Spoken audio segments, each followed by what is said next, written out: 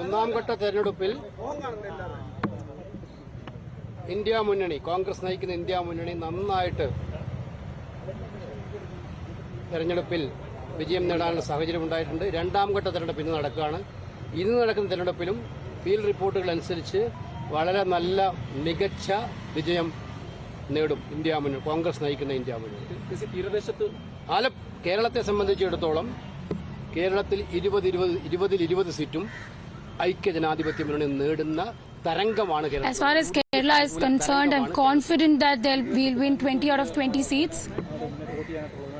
And there is definitely a UDF wave in Kerala. ഒരു തരംഗം വന്നാൽ ആണ് ഈ വോട്ടിംഗ് നില ശക്തിപ്പെടുക. UDF അനുകൂലമായ തരംഗമുണ്ട്, കോൺഗ്രസിന് അനുകൂലമായ. There is no doubt that there's a UDF wave here. And we will definitely win. There is a positive outcome for the Congress. ഇന്നലെ ബിജെപിയുടെ സംസ്ഥാന വൈസ് പ്രസിഡന്റ് തന്നെ പറഞ്ഞിരിക്കുകയാണ്, LDF കൺവീനർ ബിജെപി ചർച്ച നടത്തിയ 90% ചർച്ചകൾ പൂർത്തിയായിരുന്നു. പക്ഷേ പിണറായി വിജയന്റെ ഗുണ്ടകൾ ഭീഷണിപ്പെടുത്തിക്കൊണ്ടാണ് പിന്മാറിയെന്ന്. എന്താണ് ഇതിനെ കുറിച്ച് പറയുന്നത്? അത് ഇത് മാത്രമാണോ? ബംഗാളിലെ CPM ഓഫീസൊക്കെ ഇപ്പൊ എവിടെയാണ്? കംപ്ലീറ്റ് BJP അല്ലേ? അവർക്ക് എന്ത്?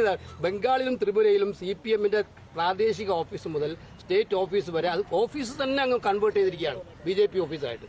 അവരുടെ എത്ര MLA-മാരാണ് BJP ഒരു party and all the major leaders from CPM have shifted the parties. CPM BJP-യിൽ ചേർന്നാണ് ബംഗാളിലെ BJP-യുടെ ശക്തി. അതായത് BJP അവിടെ വളർന്നതല്ല. Entire CPM in Bengal has been moved to BJP. ഒന്നാമത് CPM-ന്റെ exactly just like that it is going to happen in Kerala. വിശ്വസിച്ച് നിൽക്കുന്നവരാണ്. എനിക്ക് അവരെ കുറിച്ചിട്ട് ഒരു പരാതിയില്ല. ആശയങ്ങൾ എല്ലാ പാർട്ടികളിലും ഉണ്ടാവും. ഇടതുപക്ഷ ആശയങ്ങൾ എന്ന് പറഞ്ഞാൽ നല്ല ആശയങ്ങൾ തന്നെയാണ്.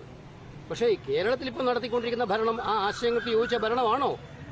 ഒരു കമ്മ്യൂണിസ്റ്റുകാരൻ, യഥാർത്ഥ കമ്മ്യൂണിസ്റ്റുകാരൻ നെഞ്ചത്ത് കൈവച്ച് പുന്നപ്രവയലാറിന്റെയൊക്കെ തന്നെ ആവേശം കൊള്ളുന്ന കമ്മ്യൂണിസ്റ്റുകാരന് ആവേശം കൊള്ളാവുന്ന ഭരണമാണോ കേരളത്തിൽ നടക്കുന്നത് കഴിഞ്ഞ കുറെ നാളുകളായിട്ട്? The ideologies of CPIM are very similar to BJP, and we can soon see the shift even in Kerala, just like Tripura and Bengal. ഇപ്പം കിട്ടിയ ഒരു വിവരം ഞാൻ പറയാണ്. കരുനാഗപ്പള്ളിയിലുണ്ടായ ഇൻസിഡന്റ് നിങ്ങൾക്കല്ല അറിയാം. നിങ്ങൾ ആ വിഷ്വൽ കണ്ടതാണ്.